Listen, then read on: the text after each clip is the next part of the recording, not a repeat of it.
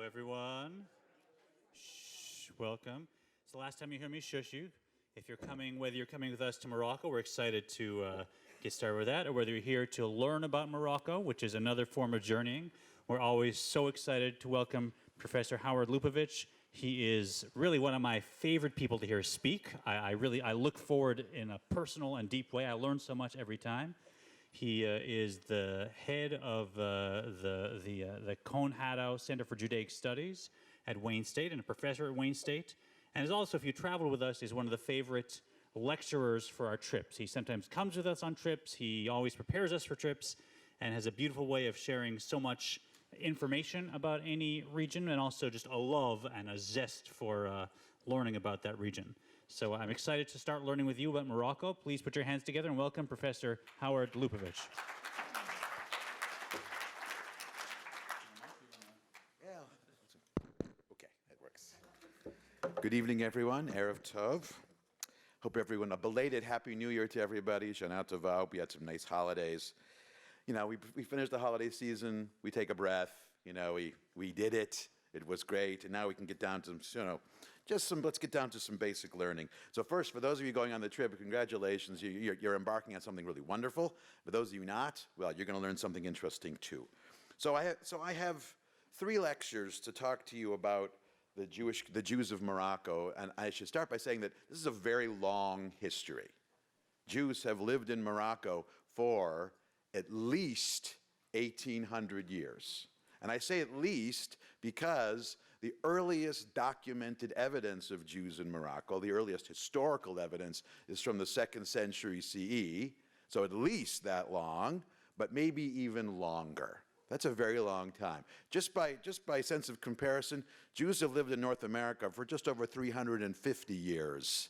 So 1,800 years is very old. This is an ancient community, and Jews living in Morocco has been pretty much continuous from at least the 2nd century all the way until today, because even today there is a present-day Jewish community of Morocco. So to teach you as much as possible about this long trajectory, this long journey, I thought the best way to go about it is to divide it in 3 parts, because I have 3 times that I'm coming here. So this evening, we're going to look at the beginnings of this Jewish community, because that's the best place to start. It makes good sense to start.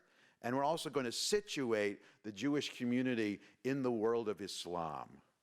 Now, if you're unfamiliar with the world of Islam, it's good to know, because that is a main part of this story. For most of the time that Jews lived in Morocco, Morocco was part of the world of Islam. So that will be tonight. In the next one, we'll look at the world of Jewish culture and religion in Morocco, and we'll situate the Jews of Morocco in the world of Sephardic Judaism. And we'll look at the very interesting interplay, give and take, between Jews of Morocco and Jews in Spain, and how one affected the other. Because if you look at any map, it turns out that Morocco and Spain at one point are very, very close together.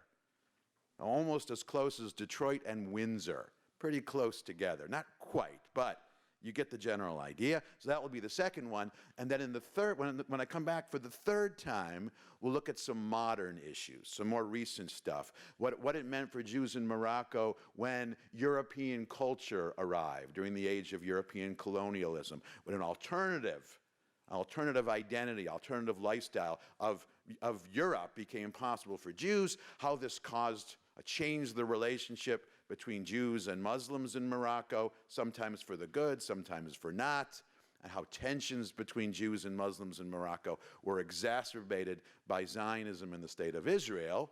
And then finally in this last talk, we'll ask the question, or we'll answer the question, how is it that whereas Jews were expelled from so much of the Muslim world after the founding of the State of Israel, there still was a Jewish community in Morocco? Is there something unique there? Is there something unusual? So you got to come to all 3 talks to hear all of that, but we're gonna do our best to cover it all, and I think that's the way to do it.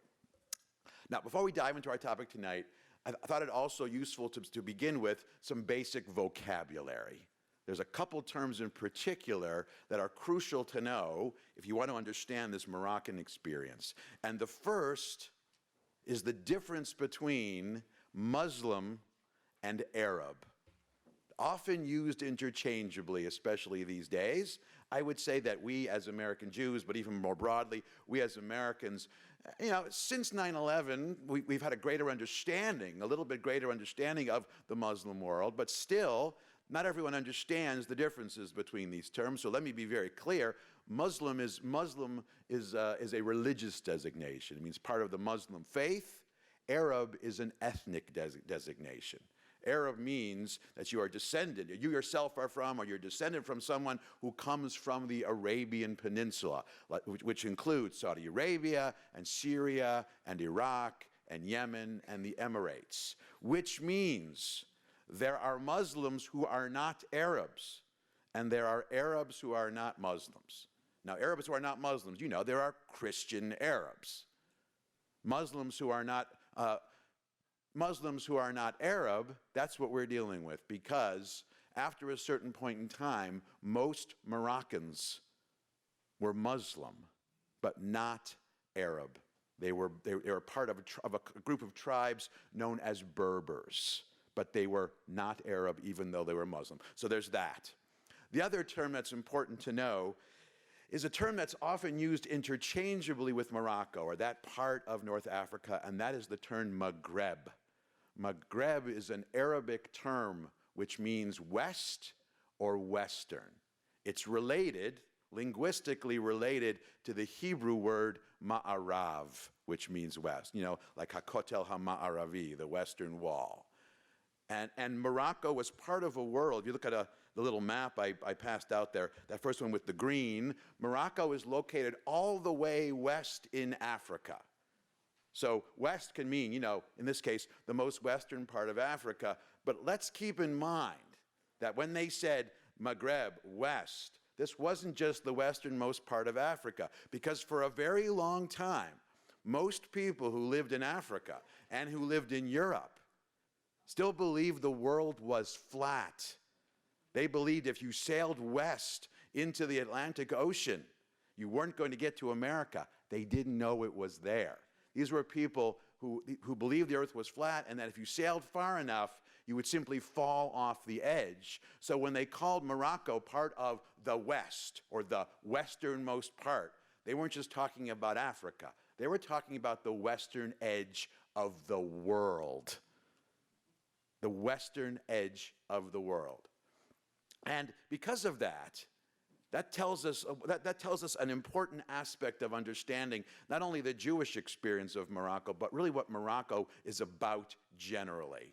And I'll share with you one of those little truisms or factors that historians like to use from time to time, and it's the difference between center and periphery, or center and frontier. Morocco was consistently located on the margins of the world, at the periphery of the world, on the frontier. It was the great western frontier. But the difference between center and frontier is not only something geographical.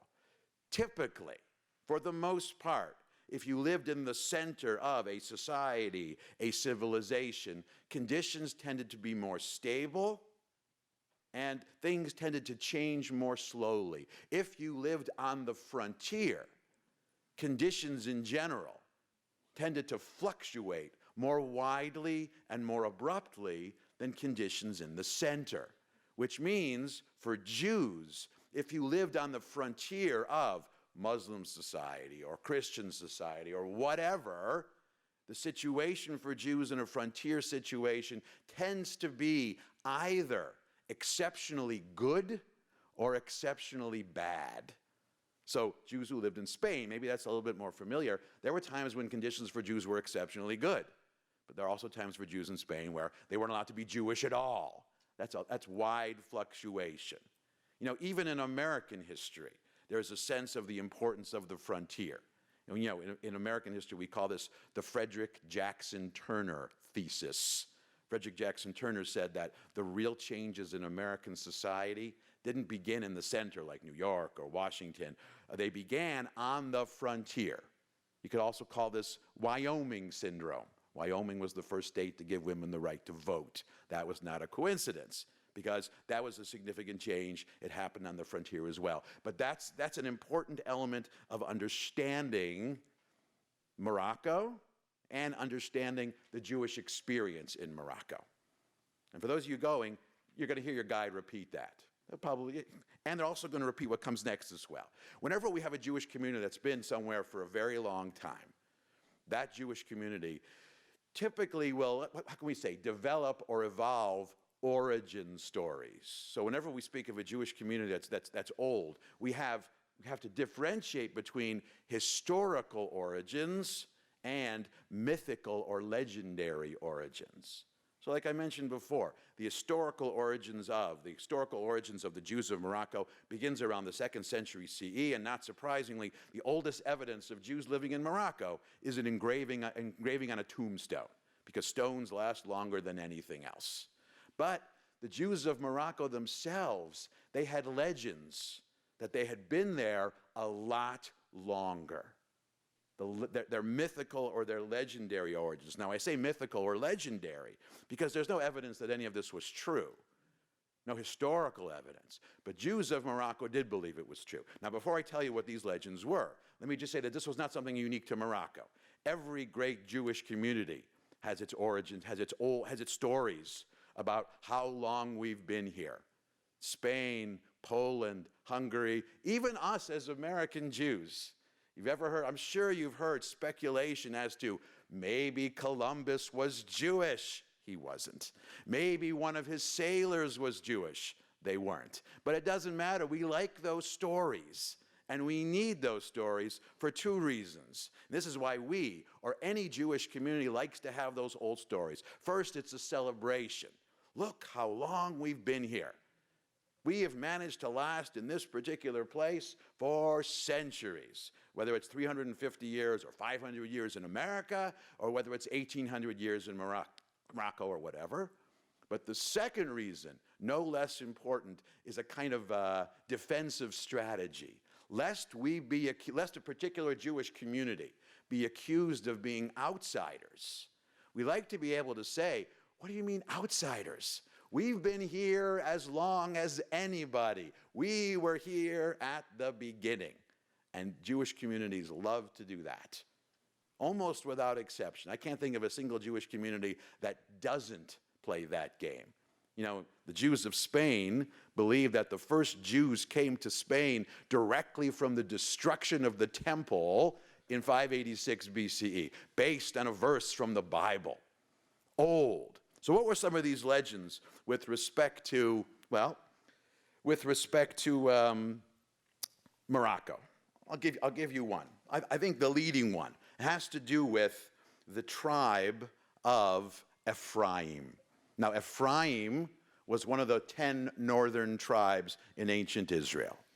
You know how there was a southern kingdom and a northern kingdom. But it was the largest and most prosperous and most powerful of the tribes. So Judah was strong tribe number 1. That's where King David came from. But after Judah, the most important of the tribes was Ephraim. And when the 10 tribes were exiled, that was in the 8th century BC, they're the tribes that became the lost 10 tribes.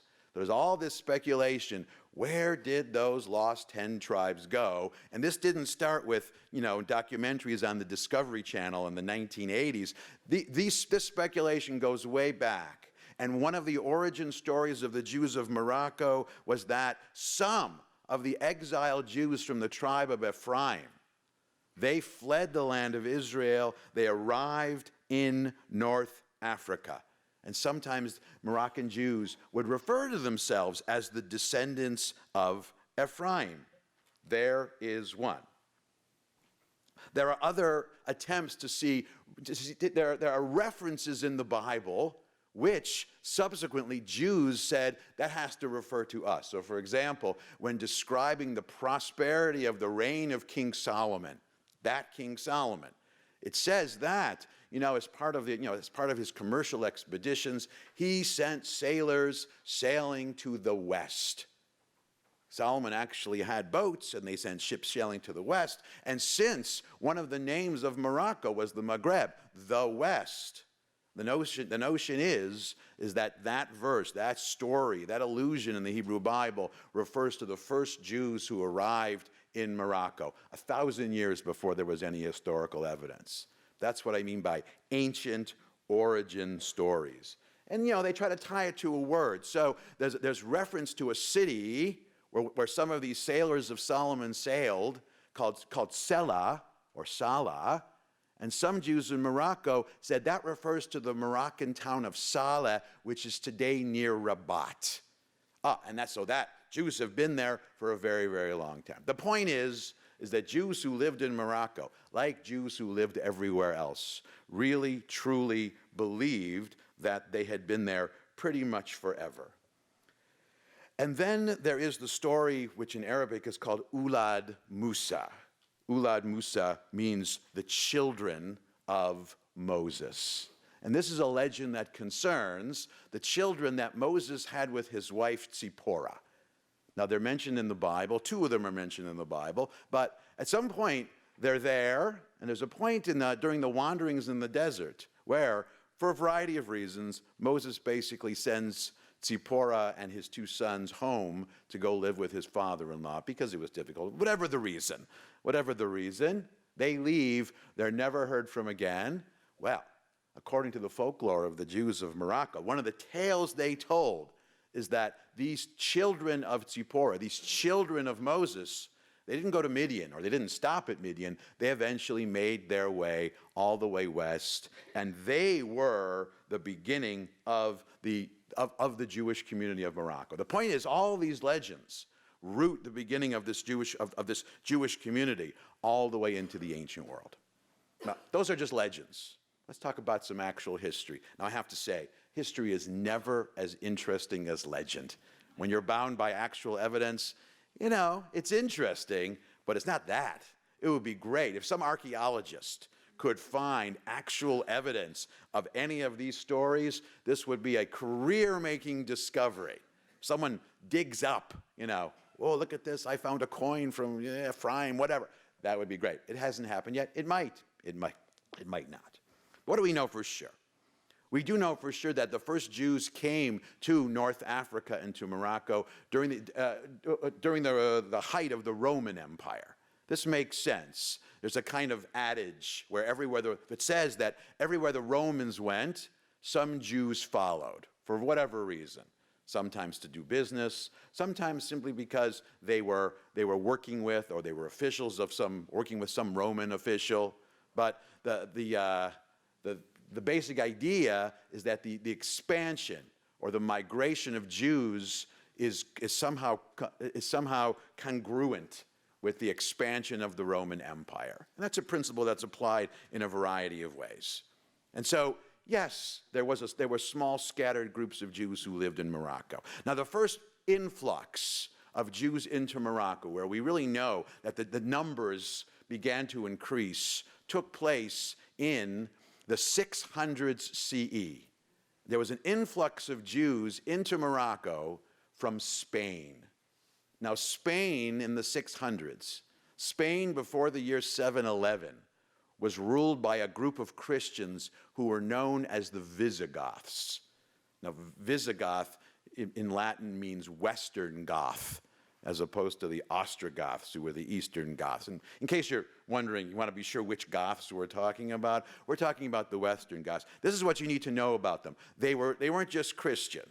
Here's an example of that frontier thing I said. The Visigoths lived on the frontier of the world of Christendom, and they were exceptionally, unusually intolerant for the Christian world. So in the 7th century CE, much of the Christian world had accepted the presence of Jews.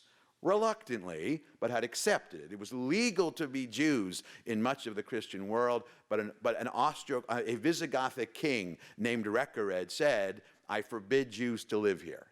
In fact, in some cases, he forced Jews to convert to Christianity. As conditions for Jews in Visigothic Christian Spain worsened, many Jews crossed the Mediterranean into Morocco, where conditions they found there were more welcoming. Now, this was the point when Morocco was in transition. the Berber tribes of Morocco were on their way to becoming Muslim. They weren't Muslim yet, they were still pagan, but they were gradually becoming Muslim. As Morocco became more Muslim, as the Berbers became Muslim, the situation for Jews, not only was it better than the situation for the Visigoths, it was significantly better. And here's the moment to explain why. So let me turn to a main point for this evening, how Morocco fit into the Muslim world, what it meant to be Jews in the Muslim world generally. The first, let me tell you something. I'm going to say this, and by our 21st century perspective, this might be hard to swallow. But you have to trust me, what I'm about to say is correct. For the first 1,000 years of Islam, let's say from the year 700 until the year 1700, for the most part, it was better to be Jewish in a Muslim country than it was to be Jewish in a Christian country. Now, like I said, that's counterintuitive for us because from a 21st century standard or point of view, the exact opposite is true. We have trouble imagining how a Jewish community could flourish in the Muslim world, in a Muslim country. But until the year 1700, the fact is, for most of the Muslim world was more welcoming than the Christian world, and it wasn't even close. And there were two reasons. One theological, one, let's call it practical. The theological reason had to do with the Muslim attitude towards Jews versus the Christian attitude towards Jews. Now, the Christian attitudes towards Jews, we know, once in classical Christian doctrine, in classical Christian dogma, Jews are not only seen as infidels, unbelievers, they are seen as the worst of the worst. Jews in the Christian mind were accused of, or regarded as guilty of, deicide, murdering the Lord. Now, as acts of murder go, that one's pretty bad. I think, in a theological sense, deicide is worse than homicide. It's worse than patricide. It's worse than fratricide. If you are thought to be the murderers of the Lord, you're not just it isn't just about crucifying Jesus. You are destroying good in the world. And in the Christian world, it was a very short step from Jews are guilty of deicide to Jews are the servants of Satan. And once you say that Jews are the servants of the devil, then all kinds of accusations make perfect sense. Jews poison wells. Jews sneak into the church to defile the communion wafers and sacramental wine to reenact the crucifixion. And of course, the blood libel. Jews murder Christian children for sacramental purposes. And those theological beliefs define the theological status of Jews in the Christian world. None of that resonated in the Muslim world, because in the Muslim world, while Jews were certainly infidels, they were non-believers, they were not Muslims, they were outsiders, they were second-class citizens. Nowhere in Islam is there a notion that Jews are guilty of killing Allah or Muhammad or anything like that. So yes, and I'm sure you've heard people say, the Quran, the Hadith, these Muslim writings, yes, they are full of disparaging things about Jews. I should also say, in all fairness, on balance, these disparaging comments about Jews, not only are they only a small minority of what's in there, but in the Quran and the Hadith, there are as many favorable things about Jews as there are disparaging, maybe even more. But the point is, even the disparaging things don't even approach the accusation of deicide. So while Jews were non-believers, they were not regarded as the enemies of Islam. They weren't regarded as trying to destroy Islam. If Jews had murdered Muhammad, maybe it would have been different. But that didn't happen. So in the world of Islam, the idea of the blood libel made no sense. There was no context. There was no background. And when, more recently in the 20th century, when there was finally a blood libel in the world of Islam, or when Muslims begin to buy into these disparaging images, it's because they've imported them from the Christian world. So theologically, there was more space for Jews, theological space. In the Muslim imagination, Jews were outsiders, but they weren't. Christians called Jews adversos Judaeus, Jews who were against the existence of Christianity. Muslims believed that not only were the presence of Jews acceptable, but that the existence of Judaism made possible the existence of Islam. So that's the theological difference. But there was a practical difference as well. There's a truism in Jewish history, and I think this is a truism that's broader in history in general, where it's better to be one of a number of minorities than it is to be the only minority, whether it's religious minority or national minority or ethnic minority. If you're the only minority of some kind, it's easier to single you out and to scapegoat you. So in the Christian world, and especially in the world of European Christendom, for centuries, Jews were the only non-Christian minority. So even Jews were a very small minority. They were the only ones around who weren't Christian. And so when Christians needed a scapegoat, someone to blame things on, Jews were a natural choice. That's the theological point of view. Of course, those two things work together. But in the world of Islam, Jews were almost never the only Muslim minority, because most places where Jews lived in the world of Islam, there were Christians also, because Christianity is also older than Islam. And wherever Islam spread to, typically there were pagans there, most of whom became Muslim, but there were also Jews and Christians. So from a demographic, from that practical standpoint, Jews were more tolerated. And even the language of the relationship between Jews and the Muslim world was different, because the operative word for Jews in the Christian world was Jews are tolerated in the Christian world.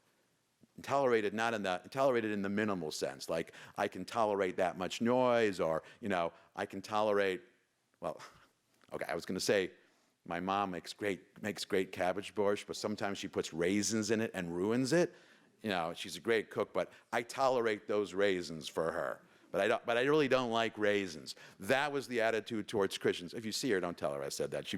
She would be mortified if I revealed that fact. Let's say it wasn't my mom. Let's say it was some restaurant I went to. I'm changing the story. So in the world of Christendom, Jews were tolerated. The status of Jews in the world of Islam was defined by the Arabic word dhimmi. Dhimmi means protected people. Now, even hear the words, protected, tolerated. If you had to choose between those two, is anyone here going to choose tolerated over protective, even if I didn't just exaggerate it with my voice? Protected sounds so much better. Moreover, the status of dhimmi, of protected people, wasn't only given to Jews, but to two other religious minorities as well, Christians and Zoroastrians. So Jews had this status of dhimmi, but they weren't the only ones who did, which means that from a legal or political standpoint, in the world of Christendom, it was much easier simply to broom the Jews out, to persecute them, to change their status. But in the world of Islam, because they had this hallowed status of dhimmi, you couldn't change the status of dhimmi, or I should say, it was very difficult to change the status of the dhimmi with regard to Jews without changing the status of the dhimmi generally. It was a much larger issue. And so Jews had this status of dhimmi beginning in the 7th century CE. It really began with the advent of Islam in Damascus and in Baghdad. And that status of dhimmi really continued to define the status of Jews in the world of Islam all the way into the 19th, even into the 20th century. Now, what did the status of dhimmi mean? Really, the document that defined it was a pact that was given by the 4th ruler of Islam, the third successor to Muhammad, whose name was Umar.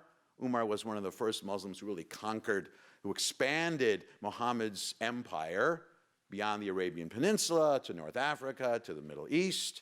And when Umar conquered Damascus, he gave this pact, he gave this list of regulations, not to the Jews of Damascus, but to the Christians of Damascus.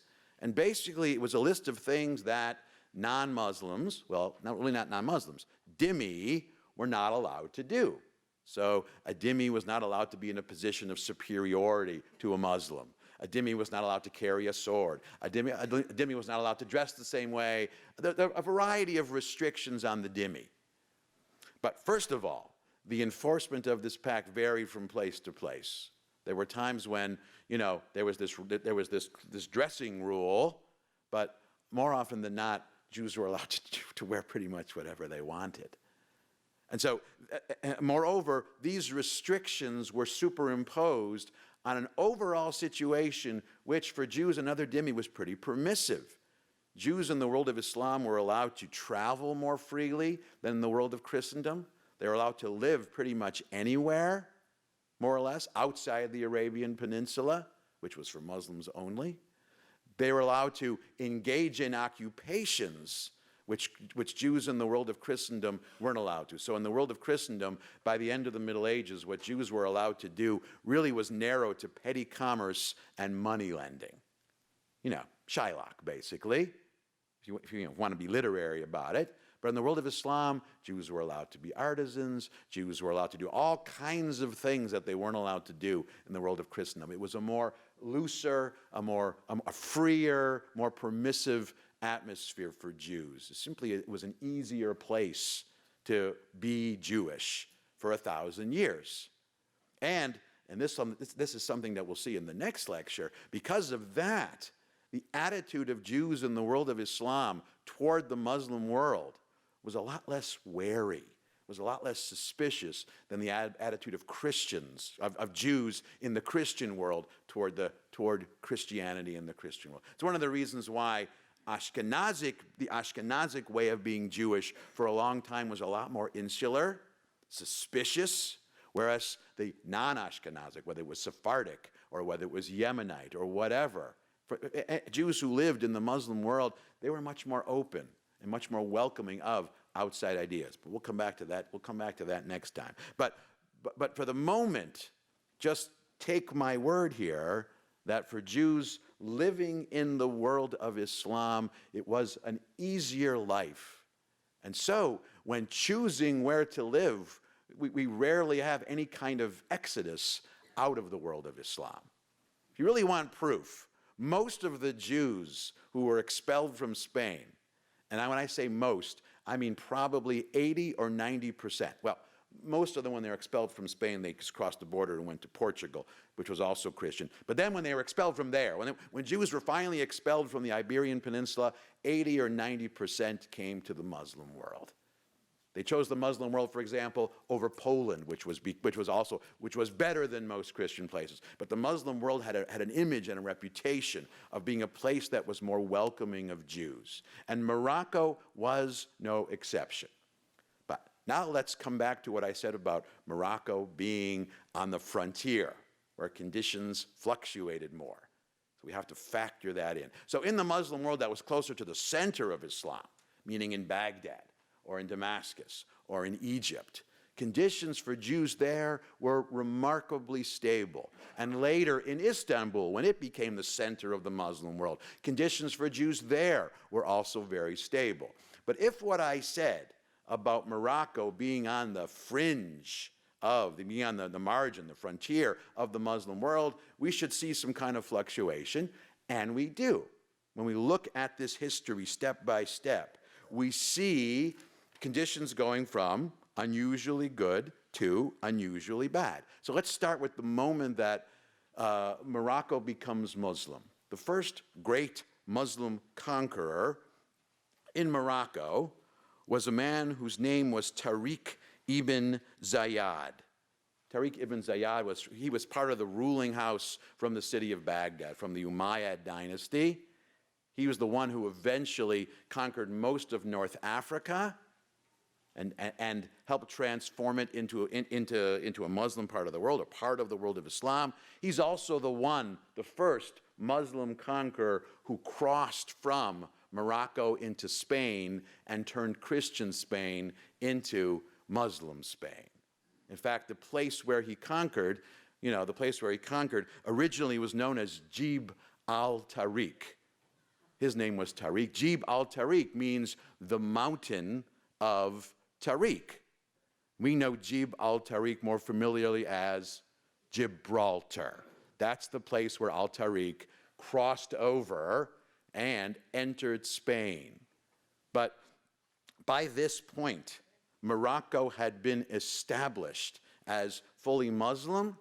The rule of law, the status of the dhimmi, both in its theological sense and the practical sense of wanting Jews around in this relatively freer lifestyle, had been implemented there. But it did begin to fluctuate based on which of the Berber tribes of Morocco were ruling in Morocco. Now remember, Berbers are Muslims. They're just not Arabs. These are the indigenous tribes of Morocco, and they were fighting each other all the time. It's what they did. They were vying to be the dominant tribe of Morocco, and more broadly, the dominant tribe of the Maghreb. So, at the moment of the Muslim conquest, the most important city in North Africa for Jews was not yet in Morocco. It was a place which was known alternatively as Ifriqiya, which was the name of a city, but also the name of the area around it. It's also known as Kairouan. Today it's in Tunisia. And there was a flourishing Jewish community there when that city became Muslim. Now, just to illustrate how the frontier could be a little different, not only was Kairouan ruled by Muslims, it was ruled by Shiite Muslims, who oftentimes tended to be less tolerant of non-Muslims. But in the frontier situation of Kairouan, of Ifriqiya, they encouraged Jews to come, and they encouraged Christians to come. In other words, they were unusually tolerant, not only for Shiites, but for Muslims in general. Now, we have, there are two Muslims, tribal leaders who really take control of Morocco, beginning in the 8th and the 9th century. And they're father and son. There's Idris the First and Idris the Second. You know, like the actor Idris Elba. That's where this name comes from. Incidentally, this is simply the Arabic equivalent of the Hebrew name Ezra. So in the Quran, Ezra, the scribe from the Bible, is called Idris. So Idris the First is really the first to establish the rule of his clan, of his tribe over Morocco. And initially, beginning in the year 788, he said, I don't want any non-Muslims here. Unusually bad. But that did not work out well for anyone. You know, theologically, it seemed to make sense. The reason he did it is he wanted to refashion Morocco and the Maghreb after the area known as the Hijaz. Hijaz was the Arabic word for Saudi Arabia, because the Arabian Peninsula was Muslims only, and there was a kind of purity about that. And so Idris the First said, you know what? Let's make this part of the Muslim world as pure as Saudi Arabia, as the Hijaz, Muslims only. Did not work out, though. In fact, it worked out terribly. As soon as he banned non-Muslims, the economy began to fall apart. Every major city began to fall apart. And his son realized very quickly, Idris II, that simply isn't going to work. So his son did two things. His son relocated the capital of Morocco to the city of Fez. Fez was this up-and-coming, upstart, I guess today we'd call Fez a boom town. The city was growing. And he said, any Jews who want to come and live in Fez, forget what my father said. Just forget it. I want all of you to come. And you're perfectly welcome. You don't have to do anything. All you have to do is to live here, be loyal, be productive, pay a tax, be faithful dhimmi, accept your status as dhimmi, and you are here. And really, by the time we get to the middle of the 9th century, you know, to the 830s, 840s, 850s, Fez begins to emerge not only as the most important part of the Maghreb, but also the most important Jewish community of the Maghreb. Those two things go hand in hand. As the Maghreb becomes more settled, as things settle down, one of the symptoms of the stabilizing of life, of the establishment of these norms of Muslim life and Muslim community was a notion that there was room for Jews there. Now, conditions weren't always good.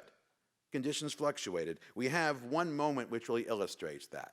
After 150 years of a thriving Jewish community in Fez, in the year 1003, there was a pogrom against the Jews of Fez. There was a changing of the guard, there was a new clan, the clans were fighting each other, conditions destabilized. As conditions destabilized, at some point, the local Muslims turned on the Jews. So I mention this because I don't want to overstate this. I don't want to give you the impression that conditions were perfect. They were never perfect.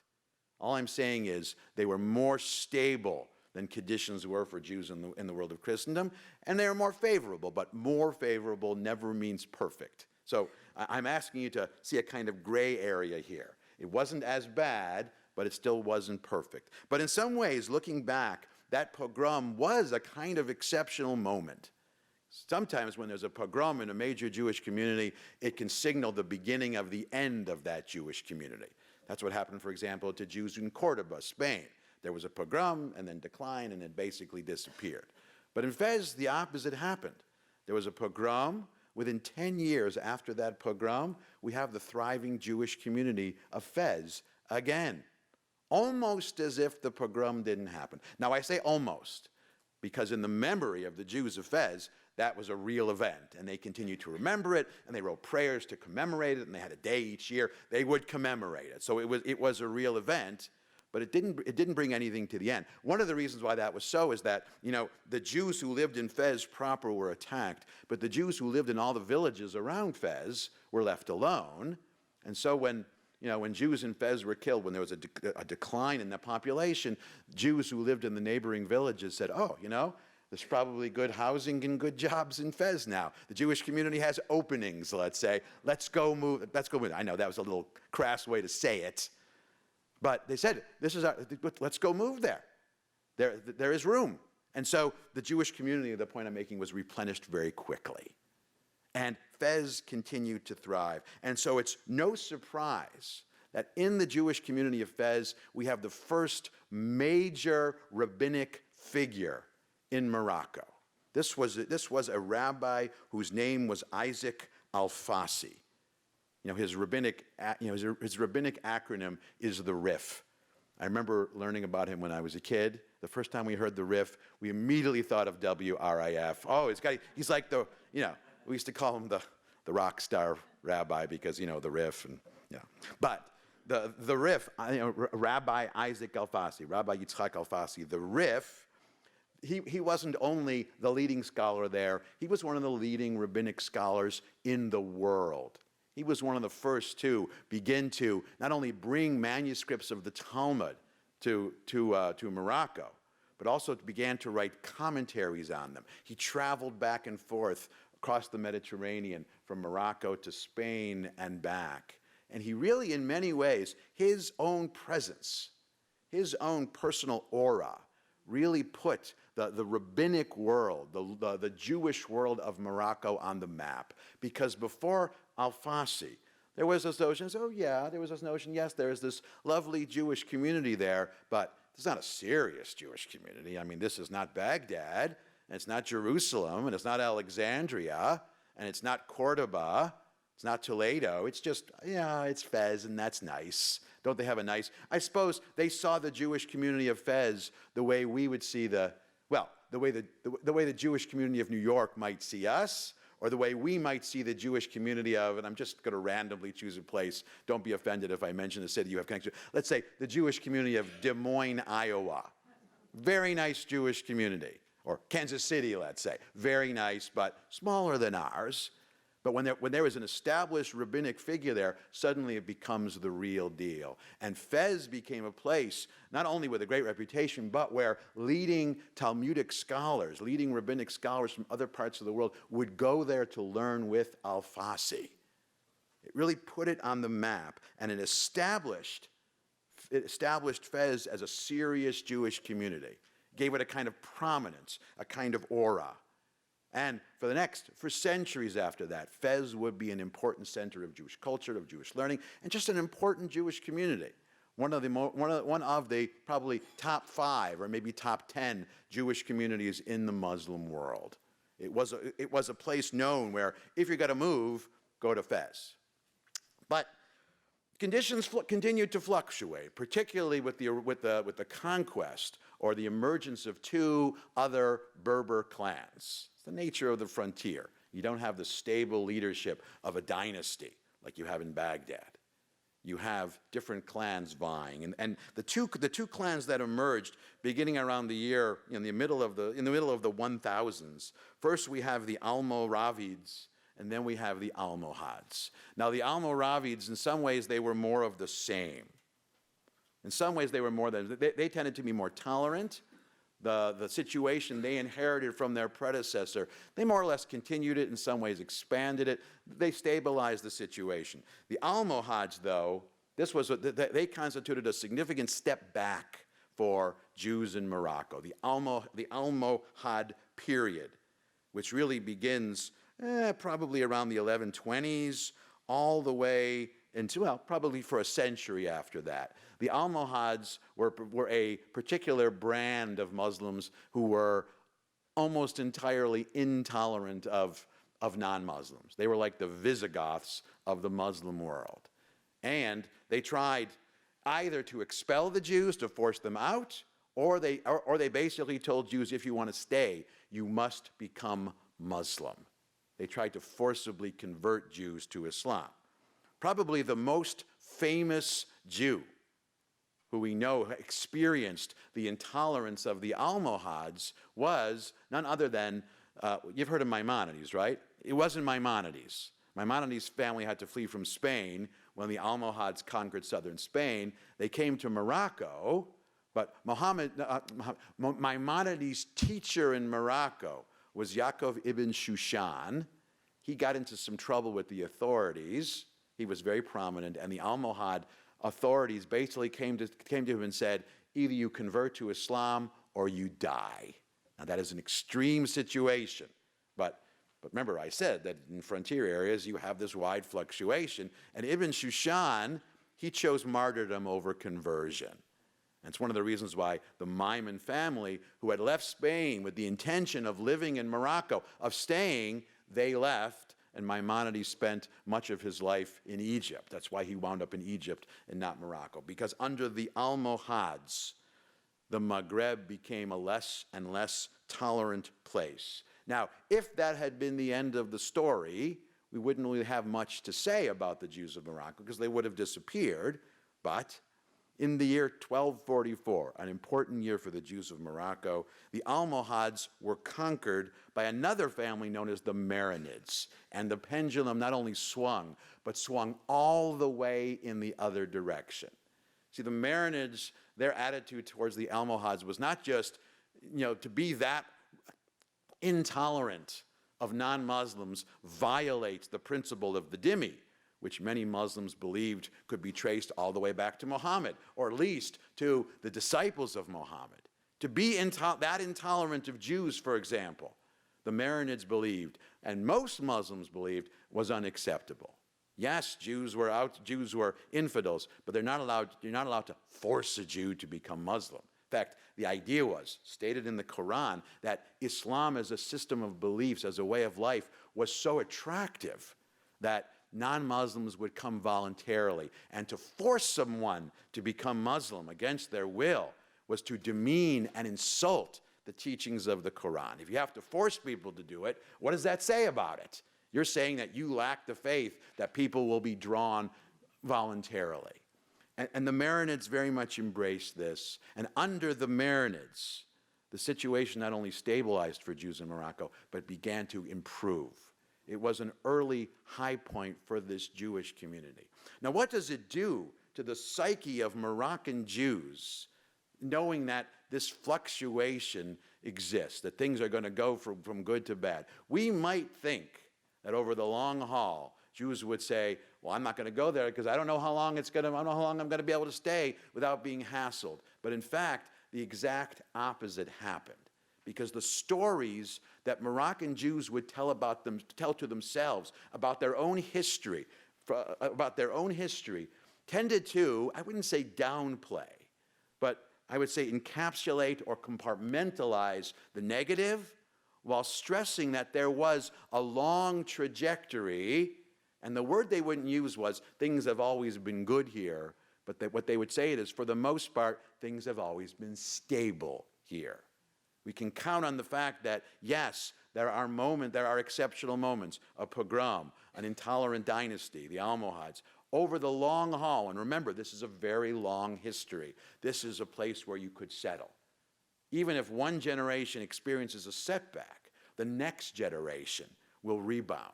So over the long haul, there is this long trajectory. And moreover, it was largely uninterrupted. Because even though the Almohads wanted all the Jews to disappear, they simply weren't able to do it. So there really isn't a point where there weren't some Jews somewhere in Morocco. Now, alongside Fez, the other Jewish community that begins to emerge is Marrakesh. But Fez and Marrakesh are different places for Moroccan Jews because they were both commercial centers, but whereas Fez also became an intellectual center and a cultural center, Marrakesh was really just a commercial center. But it was a place that attracted certain kinds of Jews. Because if a place is really just a commercial center, it attracts Jews who are young, who are entrepreneurial, who are adventurers. You know, the Jews who would come to Fez, had really good schools. Not only academies of Talmud, but even schools for younger boys. There was no education for girls. That's a different story. But good schools means it attracted families of Jews. It was a place where you put down roots. Marrakesh was a place where you went to have a good time, you went to make your fortune, but there was this kind of ebb and flow between the two of them because, think about it, you have young people who grow up in Fez, but when they become young men, young adults, and they want to have an adventure, you go spend some time in Marrakesh. Then when you want to have a family, you come back and you settle in Fez so that they complemented one another. What all of this really adds up to, what it always adds up to, is by the time we get after 1,000 years of Jews living, documented years of Jews living in Morocco and the Maghreb, we have a Jewish community not only with a sense of stability and longevity, but a real sense of itself. There's a sense that, yes, the Jews of Morocco are part of the world of Islam, and yes, there are similarities between this Jewish community and Jewish communities in other parts of that world, but there's also something distinct. There's a sense of distinction. To be a Jew in Morocco, you have a sense of you're different. And of course, if you're a Jew in Morocco, different is a very short step away from better. A sense of real pride. Not that they thought the other Jews were bad, but, what we have is better. Our customs are better. We pray a little differently. Our food is better. We spice the food a little differently. So that is, obviously that's the best way to prepare these kinds of food. And finally, what we have with this long trajectory and this stability is we have Jews living in this part of the world who they live side by side with Muslim neighbors for extended periods of time. And even though, in theological terms, there was, Jews and Muslims were different, and there were certainly barriers between the two of them, because Jewish communities were these semi-autonomous, self-governing Jewish communities, they were never entirely insular. On the contrary, there was a sense of kinship between Jews and their Muslim neighbors, even though they realized they were different, even though they were relating to each other as Jew to Muslim or vice versa, and not yet person to person. They shared in common. They shared in common a language. They shared in common parts of a history. They shared in common clothes. They shared in common food, which of course is a very important thing. So Jews in Morocco, they established a sense of rootedness. Now, what this sense of rootedness is going to make possible, among other things, is for there to be a kind of cultural flourishing for Jews in Morocco. And that cultural flourishing is going to start as something local, and then it's going to be stimulated and expanded as Morocco becomes part of the world of Sephardic Jews and Sephardic culture. That we'll look at next time. Thank you very much. So, we have some time for some questions. Yes, sir.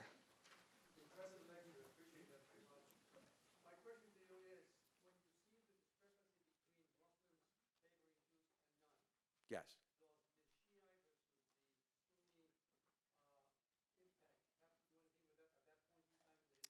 Great question. What about Sunnis and Shiites? Here's the thing. for most of the time we're talking about, Morocco was largely Sunni.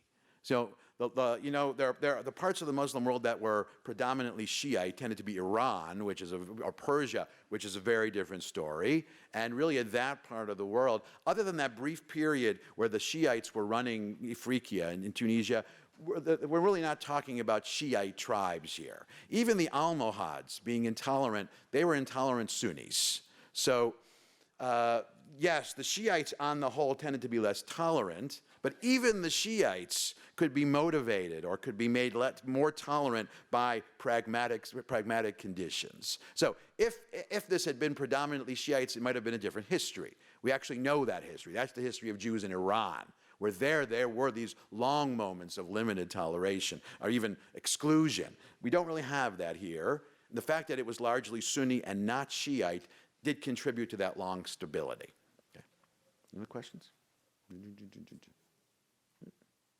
Well, if there are no other questions, thank you, and I will look forward to seeing you next time. You know why there are no more questions? We don't know enough to ask questions. I mean, that's really. Yeah. I've heard him speak to us about Israel. I've heard him and traveled with him to Eastern Europe, and I'm going to tell you something, Howard. And this is. Your being here tonight reminds me of how sad it is that I don't go to enough lectures that are of quality. How many of you are feeling that as you're sitting here? That I don't in a busy life. I just came back from Florida where I was at a wedding, and I met with a whole group of kind of retired people who go to the university because they have the time now, and they talk about the lectures they go to. If you were there, you would be selling out every lecture as they would be. Thank you so much. We love you. Thank you. We love you.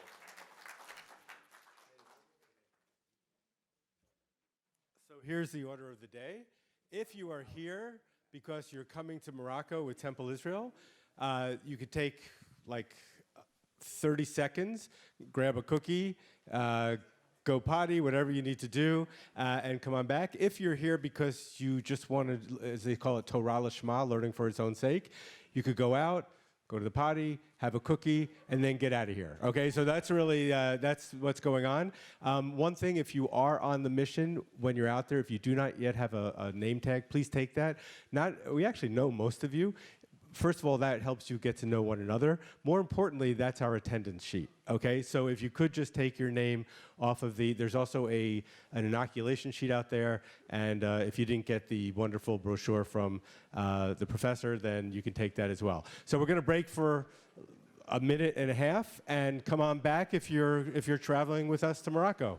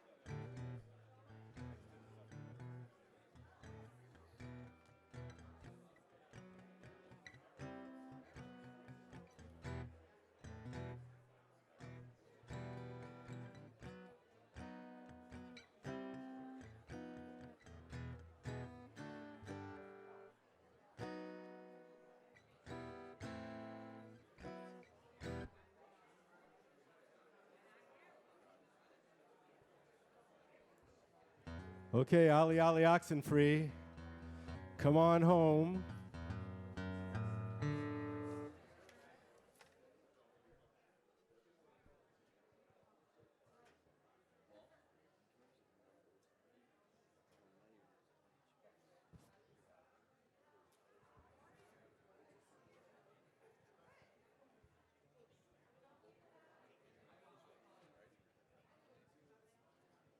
Even though I cooked all day and you said I cancel.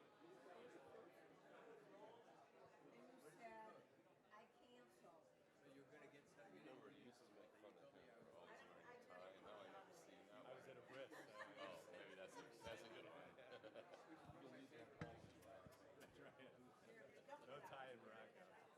Ali Ali Oxenfree, come on back.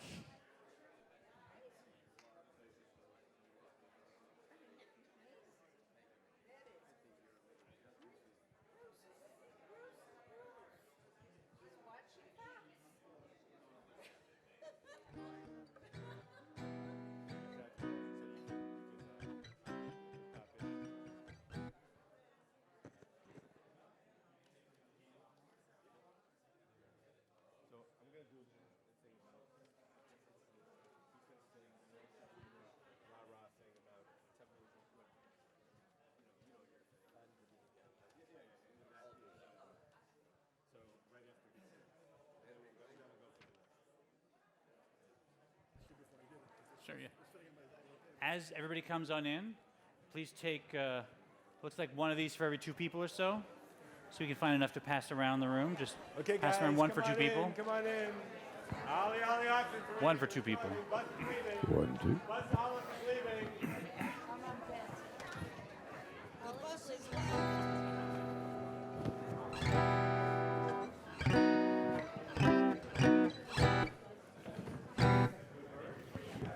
How's everybody doing? There's some word sheets coming around. Word sheets coming around. Just grab one for 2, 3 people. Try and make them last.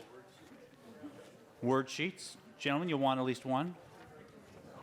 You can stand next to me and sing with me. All right.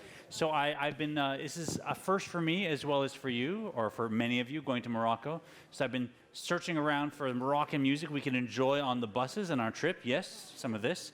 I've been The canvassing. wheels on the bus go round and round. round. Oh, sorry. You can make it Moroccan if you added what's called silsulim, which are these very, very florid movements that they do musically. So I've been canvassing my cousin Albert, who was born in Morocco, who lives in Montreal. Asked him about stuff. I asked cantor Ben Susan. I called my neighbor Israel Pinson, whose family is also from Morocco. And every song I found is like the most complicated, crazy thing with 17 different melodies and many verses. So this is the simplest one I found so far. You'll find it a little more complicated than the stuff we sing in Israel, but I'm still on the search for the row your boat of the Moroccan Jewish community. When I find it, you'll be the second to know. So the words are Ozreini. Say after me, Ozreini. El. El. Chai. Chai. So help me, living God. Lehachnia. Lachnia. And the melody goes, Ozreni El Chai. Try that. Ozreni El Chai. Are you guys from you guys have Sephardic roots? Look at you, just did that the first time. Try it again. 2, 3, 4. Ozreni El Chai. Lehachnia.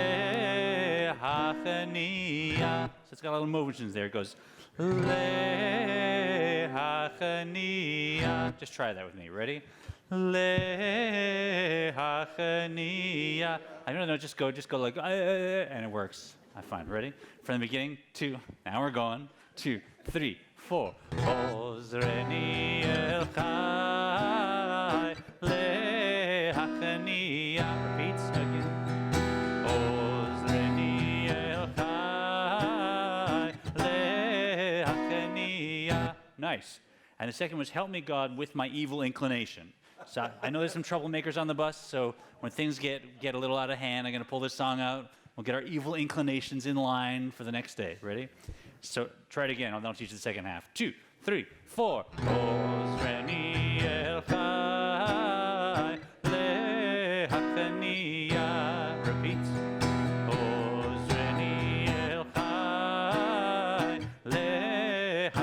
Hania. Goes et yetzer. Try that. Et yetzer hamefate. Try that. Hamefate. Put them together. Et yetzer hamefate. Your turn. Et yetzer hamefate. Ameria. Last part. Ameria. And then it goes again. Et yetzer hamefate. Ameria. Confused enough? Right? So men, we're in Morocco, you want to sing it like a man, and women sing it like women. And in Morocco, actually, they do the females do the, not the men, though. So in the bridge, maybe we'll throw that in if you feel, I'll take the lead on that. Ready? Let's stand up, get our blood flowing. There we go. Don't look at me like that. You got 2 weeks with me. Ready? 1, 2, 3, 4.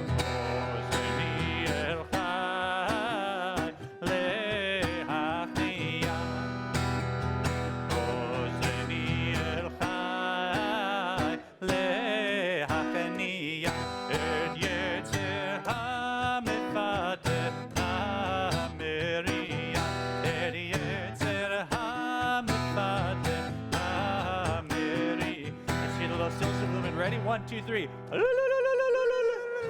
The women, thanks. And dance solo. 1, 2, 3, 4. There you go. Last time, everybody. 3, 4.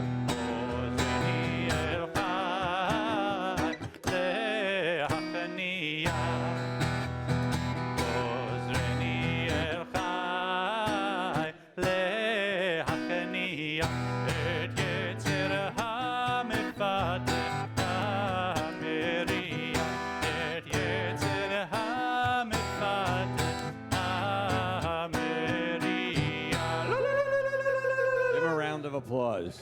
You guys did great. Give a round of applause. Excellent. That was very nice. Okay, everyone sit down now, please. Okay. By the way, if you were a young group of people, you would have all memorized those words by now. But you'll spend a couple hours with them. Okay, let's talk about how many of you have been on trips with us before? Raise your hands. Okay? That's the greatest part of what we do, is the fact that these people are coming back is an implication that we kind of know how to do this and have a lot of fun. Any of you go to camp or send a kid to camp this summer and stand by a bus and wave to them? A grandchild? Come on, I was at Tamarack bus this year. So, no one else? I was at the Tamarack bus, and the kids get on the bus. Remember this when you were kids? You did some of that? And you said, oh, my God, I wish I could be getting on that bus. That's what you're doing. That is really the truth. That's what you're doing. We're going to camp, guys. And you're going to pack a certain amount of food. You sneak things with you. You'll have things you're not supposed to have in the bus. And the only difference is we don't care when you go to bed. We really don't care when you wake up. We just need you on a bus at a certain time. And you have responsibilities to each other to make sure that you're where you're supposed to be. This is to experience something special in the most fun, enjoyable, exciting way. So actually, I only have one rule. Having taken about 273 different trips with groups, we don't want to hear you complain. If you are someone who has a tendency to complain, please don't pay the final payment tomorrow. We have a big waiting list. We want some of them on the trip, in fact. We're going to have a great time. If there are issues and questions, we're there to help. Rabbi Yedwab's going to give you a lot more information, and he's going to tell you where to get more information and how to get all the answers. But fundamentally, you're taking a couple weeks to experience something as a group where we're going to have layers of teachers and instructors, and all the things that we don't know will be shared by those who really do know. You're going to get to know people you don't know at all, and you're going to have fun with them. And you may think you're going to be best friends with the people you went with who were your best friends. You're going to leave with new best friends and people you really care about who you never thought you would meet and never would have had the opportunity to meet. Think of this as a camp adventure for adults. And it's the exciting moment shared with people of like background. We all come from the same communities. Enjoy yourself. It'll be fine. you will come home happier. You will come home and, like, raise those hands again if you've been with us before. You will sign up for our next trip, which we have yet to think about where we're going to go. But you will, because we love being on these Temple Israel trips. And you become more involved, hopefully, in our community. And that's also important. And finally, when you learn about a new Jewish culture, and I thought he was really fabulous tonight, you learn about a culture you really know very little about. You get a deeper understanding and appreciation of your own Jewish culture, and that's why we do these. These are not just trips. These are opportunities for rabbis and cantors to travel with you, to hopefully give you a deeper sense of what it means to be a part of the Jewish people, experiencing other people who have never been a part of your life before. Thank you for being here. You want to hear any more stuff? You want to just go home now? You tired? No. Rabbi Yedwab, you have much to share. Well, I'm going to be Tzvika. I'm Tzvi on these trips. I'm not Harold. And the last thing I want to have you do is yell, Rabbi! In the middle of in Israel, it's impossible. Micha? I'm going to be Ahmed, actually. Ahmed. And? I don't want to stick out. I want to be. And? I think I'm sticking with Izzy. First time in Morocco, but I can't let go of the name. Izzy. My middle name is Yisrael. So. Micha. So what? And you'll meet our wives who are not here this evening. She's a Shoshi, a Wendy. very uncreative choice of Because name. her Hebrew name is Wendy. Levana, which means white girl. It is true. She doesn't like it very much.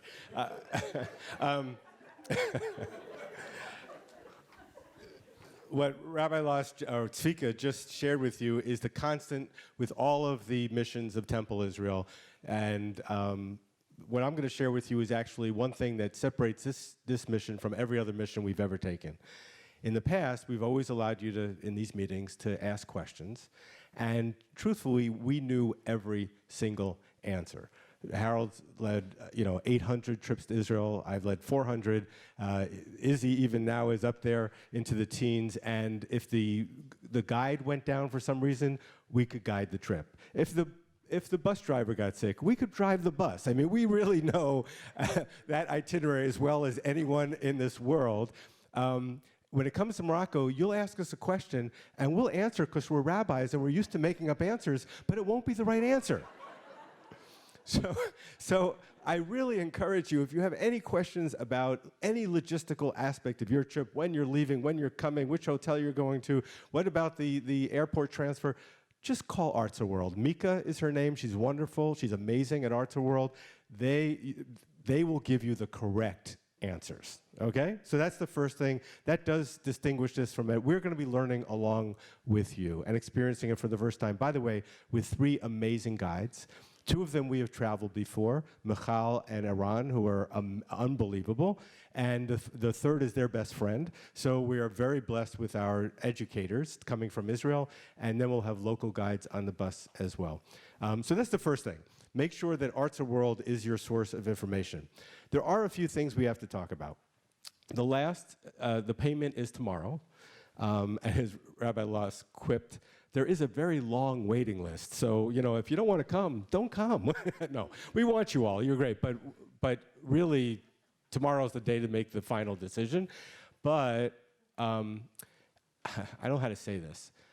When a trip is run by rabbis, we basically sell the store, right, for nothing. So we've had situations in the past where people have had to drop out of the trip for medical issues or things that made our heart, hurt. And because we're rabbis, we took the money from the discretionary fund and paid their deposits or whatever we had to do.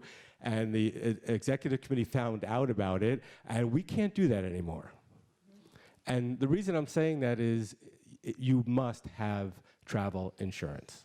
The travel insurance that the Arts World is suggesting is a very good one, Travel Insure. You could use your own, it doesn't matter, but you really must have travel insurance, both for cancellation and also if anything happens over there. Although I must tell you that Morocco was just named one of the 10 safest destinations in the world to travel to. And it doesn't mean you shouldn't watch your wallet and so on, but it was. And Arts World has a very strong infrastructure there to be able to deal with any situation that arises. Still, you must have insurance. Everyone got that? Okay, travel insurance. passports.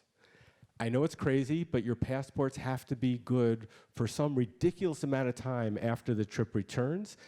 So please, tonight, if you haven't done it, go home, take the passport out, look at the date, make sure it's valid for much further past the trip. If it's not, you have plenty of time to get a new one.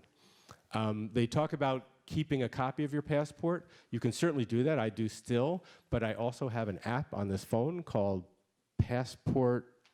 Mobile Passport, and it is a very convenient way to keep your passport, a copy of your passport with you. Mobile Passport, there are other apps as well. Inoculations. So there's a sheet out back, a blue sheet, I think. There is nothing authoritative about this sheet whatsoever. I just took it off of some website online before the meeting. You really should talk to your own doctor about what she or he suggests in terms of inoculations. It's not as crazy as some of the other destinations, but you should talk to your own doctor. Lisa Garfinkel, who works at CVS, was kind enough to suggest that perhaps after our next lecture or before, she could actually bring some of these inoculations here and do them as long as you bring your card. If not, there's a place on Northwestern that specializes in travel inoculations. There's a place on Orchard Lake Road. Just make sure that you've discussed it with your doctor. This is just a reminder that that's an issue, okay? We talked about final payment tomorrow. So, one of the questions people have been calling me about is, Rabbi, why do you add all these extra people? Why are there so many people coming to Morocco? We didn't, okay? This was always intended to be a 2-bus or a 3-bus trip. That's because we want to take Izzy with us, and we really like having him with us. But what did happen is that we were at about 95, 98 participants, which would have made for 2 very crowded buses. And we realized that because there's such long bus rides that was not ideal. Arts of World was fought for us to get about 4 additional hotel rooms. We were able to, this is a year ago, we were able to add 8 people, I think, and those 8 people got us into an extra bus, which means that we now have 3 very small buses. I mean, the buses are the same size, but 3 buses of 30-something people instead of 2 buses of 50 people. So you will actually be on a smaller trip because your bus is really the center of your world, right? When you get to dinner, yes, there'll be more people around that you know instead of people from Temple Beth, Ishkabibble. There'll be people from Temple Israel that you can go and schmooze with, but your experience on your bus is actually going to be more intimate than it would have been the other way around. Does everyone understand what we're talking about? Okay? Anything? Okay. So, which brings me to the issue of how those buses get set. I have heard rumors that some of you have already set your own buses already. I want you to know that I set the buses. So if you want to be on a good bus, I do take bribes, and just make sure that you're really nice to me over the course of the night. But no, what's really true is that we really do want people to meet. You come home with your best new friends, right? And Karen's shaking her head. That is what happens. The people, it's amazing. Of course, there may be, like for instance, the Curhans and the Folbys are both coming on this trip, right? And they happen to be related, brother and sister, right? And I had to decide whether or not I should put them on the same bus or on different buses. Turns out they want to be on the same bus. They're traveling together. If there's someone that you are truly traveling with, of course, there'll be a form. You'll fill it out. We'll make sure that happens. But that's not a group of 16, okay? That's just like 2 or 3, That's what we're talking about. So yes, we want you to be with your best friends, but not with your posse. Okay. Okay. I did want to talk about why Morocco. I think you're getting some sense of it. Rabbi Lawson and I in a few years, we took something like 300 or 400 people to Eastern Europe. And those were wonderful trips, and I'm glad we went. But I have to be honest with you, and I'm speaking, he can speak for himself, but for me personally, Eastern Europe, it was never where my academic interests lied. I've always felt that Sephardic Judaism is more interesting, more exciting, more relevant to our lives as American Jews here, if you will, assimilated Jews here in America. I've always been attracted to Sephardic culture. I just think it's really, really interesting. And so we were taken by Arts of World to Spain, because that is the center of Sephardic Judaism, and we thought we were going to have a trip to Spain. And what happened was we realized that when you kick all your Jews out in 1492, that it sort of creates a little bit of lapse in Jewish culture, and it felt like we were visiting a museum. And everyone that we met there said, oh, well, if you want to talk about vibrant Jewish cultures that are not, long, you have to go to Morocco. And that's really how Morocco occurred. We are very excited. By the way, Spain's a beautiful place. If you want to go with your two friends and go to Barcelona, it's a fabulous thing to do. But if you want to go on a trip that's going to make you understand your Judaism in a more intense and powerful way, Morocco's the place to go. That's why we're doing Morocco, and I'm glad you're all coming with us. In the packet that you got from Arts World, they gave you some movies and some books to read. I highly, highly recommend that you do it. If not, you'll be getting it. You'll get it. I highly recommend that you start reading novels, stories, books. Next time we meet will be just for a lecture. There's no meeting afterwards. I'm going to try to set up a Moroccan movie for us, to enjoy together for that hour time slot that we have right now. We'll see how that works. We'll either be getting inoculations or a movie. I'm not sure which one, but we'll be doing one of the two things. I think we're going to leave, unless you insist, we're going to leave the whole thing of packing. Shosh does an amazing packing lecture. So for our second meeting, we'll do packing. We'll leave that whole issue for then. Just know, good walking shoes, some warm clothing because it does get cool in the evenings, something against the rain, you'll be fine. And don't overpack. That's basically the lecture, but you'll get a more in-depth version of that. We'll leave tipping for the last meeting. Usually when we have illness on these trips, and I would say, I'm making this number up, but I think 85% of the time when we have illness on these trips, it's hydration. We're going to be really fun and nice about everything else. We are going to be like your worst nightmare of a nagging mother about drinking a lot of water. You come into the country, you're already hydrated because you've been on a plane for 10 hours, and then you start off hiking, and then once that cycle starts, that's how people get ill. So there's gonna be water available on the bus. We're gonna ask you to bring water bottles so that you can fill up on the good water that you find, which is not, by the way, out of the faucets. You're not gonna be drinking water out of the faucets, but potable water that we'll find. We'll have water on the bus. We're going to drink, and which makes it especially fun because whenever we have dinners together, they also serve wine. So drink. But first have your water. That's the most important thing. So, Rabbi Loss mentioned something, or Tzvi mentioned something really interesting. This is an adult trip. Right? We're not going to be checking your beds at bedtime or worrying about whether you have, a glass of wine at dinner. That's not our job. But it is important that we're on the bus on time every morning. And when we come back from, when we stop at different events. Now, and here in Israel, when that would happen, someone would not show up or, we could say, hey, text them and say, meet us at the next museum or the next site. Because we knew exactly we knew how to get a cab, we knew what it would cost, we knew, I have no idea how to get from one place to the other in Morocco. I highly suggest you actually make it to the bus. If not, you'll tell us what cabs are like in Morocco, but basically we're gonna go. The trip is going to go on schedule, and meet us in Fez. I'm sure you'll find your way. But it's more important on this mission than it has been if you've been with us on other missions where we're, But the bus is going to leave. I promise, because we got to get to the next spot. Okay, the last one is about money. Again, an app. Mine is called Currency Converter. I highly recommend you get it. We do need to use Moroccan dirhams, I think they're called. The last time I looked on my currency converter, I think each one was worth about 10 cents, which is very good because it's easy.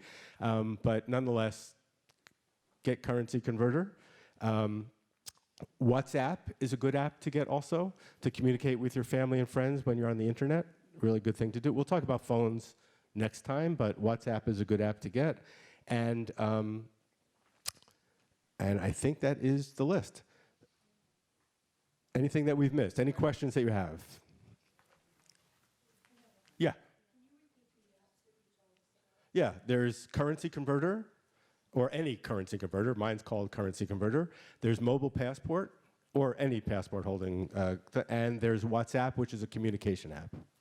Okay, good. Anything else? Yeah. No, they will take euros and dollars sometimes, but not in the small. They'll take credit cards in many places, but you know, you can't always trust. One thing that I read about in the Arts of World material, which was, I'm having a hard time believing it, but in Israel or in Mexico or anywhere else I've ever been, you got to, should I change my money in the airport? Should I change my money on the street? Should I change it before I get there? According to their information, by law in Morocco, every exchange place has to charge the same amount. I'm having a hard time grasping it, but if it's true, that would be great. You know, yeah.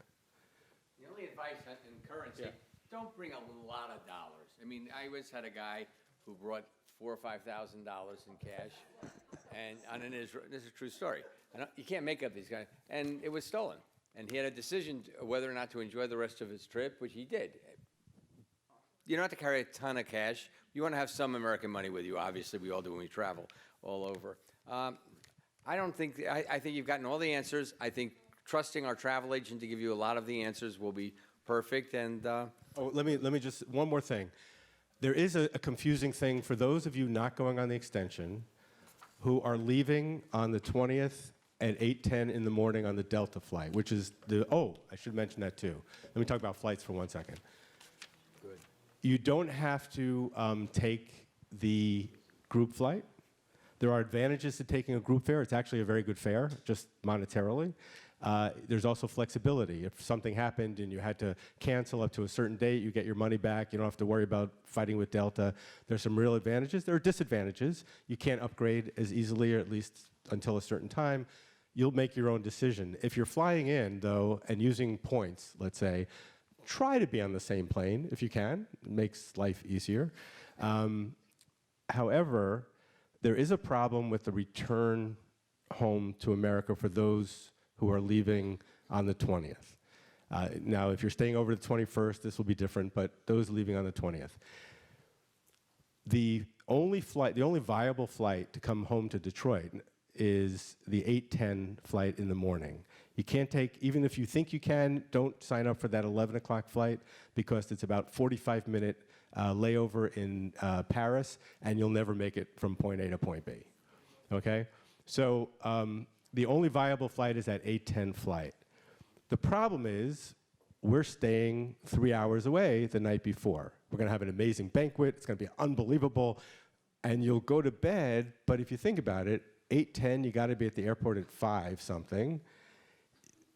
So the bus has to leave at 2 o'clock in the morning. Not ideal. Now, for those of you who decide to do that, it's not as bad as you think, because having a short night of sleep on that last night, what does that mean on the plane? That you're going to get to sleep, and you may actually wake up in Detroit better off, but nonetheless, it's miserable. Let's be honest about it. It's terrible.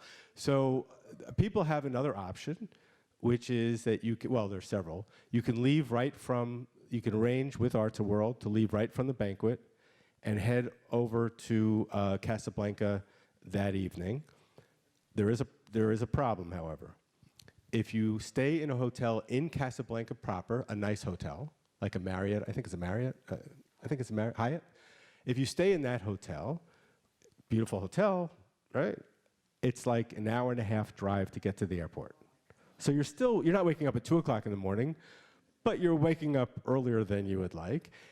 There is an airport hotel, which we are selling, if you will, but Arts of World is not putting their imprimatur behind. They said, Paul, you don't want your people to stay there. I said, I'm staying there. I want to. I don't care. I'm gonna, wrap myself in plastic, go to bed, and I'm gonna get up in the morning and take the transport to the airport. That's what I want to do. So, those are your three options. 2 o'clock in the morning. Night before, get to Casablanca, but still wake up early for the hour-and-a-half commute to the airport, or stay at the airport hotel, which Arts of World does not recommend. It's on your account. That's right. Everyone has a decision, yeah. So is there a difference if we stay back at the Marrakesh hotel as opposed to staying at the not-so-nice hotel at the airport? Right. Then you wake up at 2, you should, but then you wake up at 2 o'clock for the. No, is there a price difference at all? No, there's no price difference, no. It's really just what you decide. Unless you have, some people are going to make some other, they're going to try to create some other thing, and then you'll have to work that out with Arts of World. But those options are all built in. Yeah. Yeah, the extension has a similar problem as well. It does, but no, actually not. The extension is now flying into Casablanca. The extension is now flying into Casablanca. So you don't have that, but you don't have that 2 o'clock in the morning thing. Yeah, but I'm saying the Yeah, you still have that issue, right? Yeah.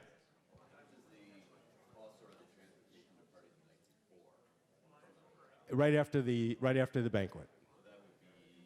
I don't know. 8 o'clock, 9 o'clock, whatever it would be. Midnight. Yeah, exactly. Yeah.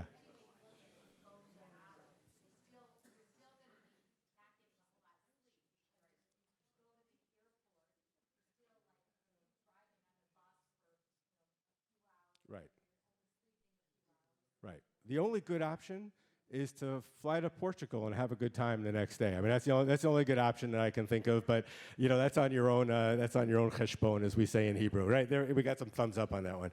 Okay, I think that really now is everything that we need to tell you. Yes, Didi. Yes, some people are coming in early, which is great. And Tzvi and Shosh are going to meet you for dinner that night before, and they're going to treat you out of their own. And they're going to entertain you that evening. If you come in earlier, we'll have a little bit of group dinner, but that's up to you. We'll pick a restaurant. We'll tell you when it is. If you want to come, you'll come. If you don't, you don't have to. We get there. We get early because we need a couple of days beforehand. We want to be ready for you all, young people that you are. So we've been doing that for a long time. Are you raising your hand to volunteer to sing the song back? Oh, okay. Yeah, go ahead. Yeah, all of the fancier hotels, shops, and everything will take your credit cards. Some won't. So that's why we have to have some of the dirhams, I think they're called. Dirhams? Whatever. Yeah. If we're coming in early on the 10th, Yeah. is there transportation for us? Or No, well, if you're coming in early, they will arrange to make a transfer. If they charge you something for it, it's not going to be a lot of money. Yeah. Yeah. Are you the rabbis going into the desert? Yes. Tzvi is the lead rabbi going to the desert, and I am there to make sure that he doesn't fall off the camel. So that's basically the Dirham. dirham, right? Dirham. Yeah, that's what I said. That's what I said, right? Yeah. okay, so this is the farewell dinner in Marrakesh. Yeah. And you said you Personally, I'm going to Barcelona. I mean to Portugal. So, yeah. Forget you guys. I'm with you. I'll spend the night in the hotel with you. Yeah. It's the high. I think. No. The one in the. Are you talking about on the extension or on the? Okay, yeah. So, so the three options are the hotel back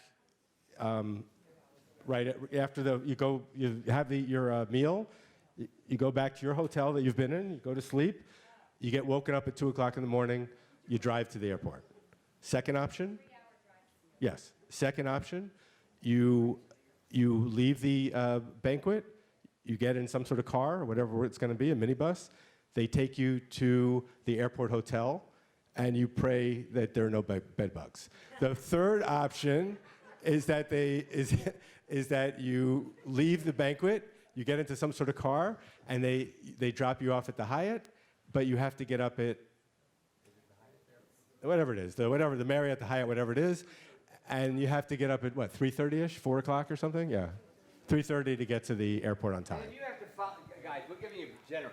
Feel free to call Yeah. Arts of World, and they're going to have a conversation with you and clarify what we're trying to give you the broad lines. Then make a decision how you want to handle it, and then if you need anybody needs to talk to Delta and change your tickets, I'm a really He is. He's the. 10%. I will get your tickets changed for nothing. I know how to talk to these people. So here's the message. He is the Delta whisperer. It's true. You call up and you talk nicely to the people. You flirt with the people. You say, how's the weather? Where do you live? Have you had a good day? Has it been a wonderful time with your family? Now you engage that person. They make changes for you if you treat them nicely. If you get someone on the phone who's really not good, you say, I got to check with my wife. I can't make a decision. Boom. And you call again. And you get somebody who speaks to you and communicates. How many of you have had that experience? Raise your hand. Hey, you're over there. Speaking of changing tickets, this is very important. I'm so glad you said that. So I know many of you decided not to come with us to the desert because of the long bus ride there and the long bus ride back. As you probably read, Arts of World, amazingly, a new flight opened up. We got the first 30 seats on the flight, like brand new flight. They got the seats for us. We're flying from the desert back to Casablanca. So a lot of that problem is mitigated. There are a few, they also got a few extra, they told me yesterday, they got a few extra hotel rooms. So if you did not go on the desert because of the bus ride and you want to add on, please call them tomorrow and get yourself onto the desert. And if you need your plane ticket changed as a result, Tzvi will do it for you. So, yeah. On me, you shouldn't really count. About this, but she never got back to me.